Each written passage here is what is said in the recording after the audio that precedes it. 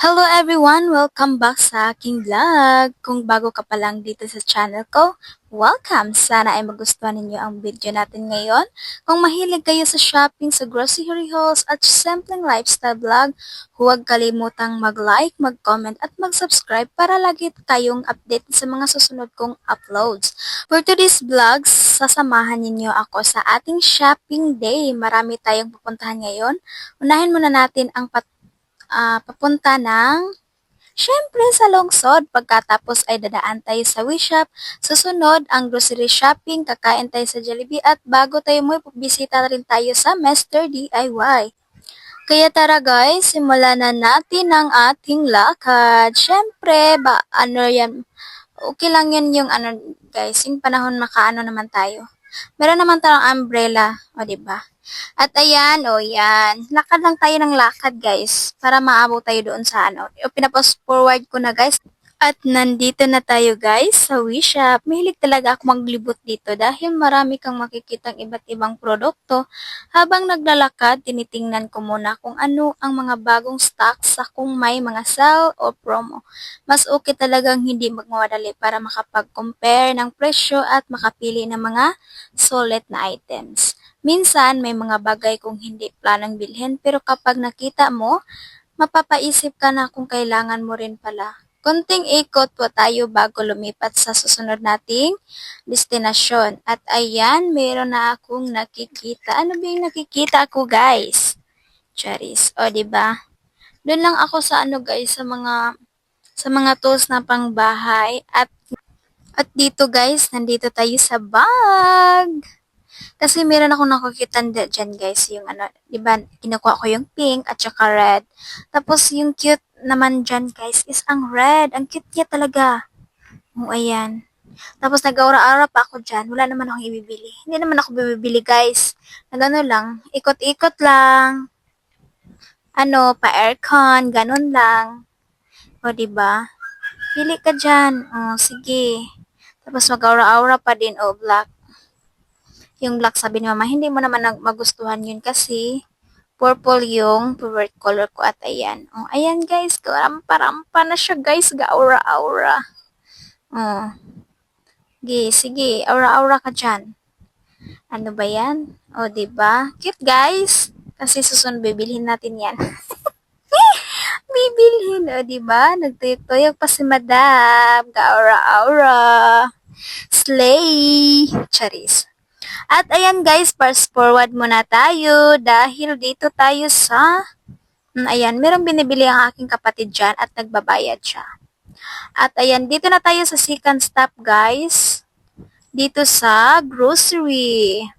Ito ay isa sa pinaka-importanting bahagi ng ating lakad dahil bibili tayo ng mga kailangan sa bahay.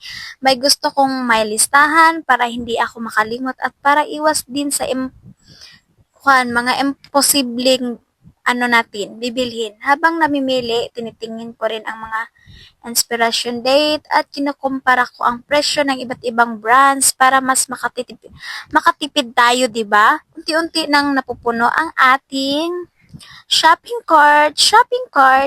Nakakatuwa kapag kompleto na ang lahat ng kailangan sa wakas, tapos na rin ang grocery shopping.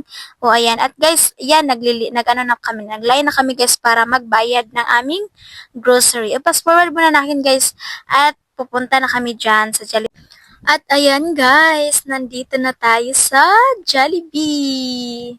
Matapos ang mahabang lakaran, gutom na rin tayo kaya tara kumain muna tayo dito at dito muna tayo sa CR. At yan guys, nagrarant yung aking kapatid. Hi guys! Jollibee, Jollibee! Oh! Tara na libre guys! Ay to guys, tara mga libre guys. Oh, ano nang libre? Siya lang siya. Kaya mong gilibrihan si mama. Oh.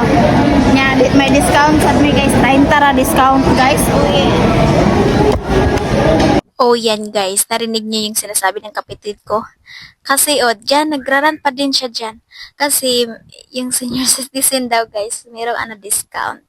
'Di ba yung 5% lang, ganun. Tapos lang yung ayan, yung discount niya, 30. Tapos sabi niya, dapat ginagawa na lang 40 Kasi parang ano na lang, one rice sana daw.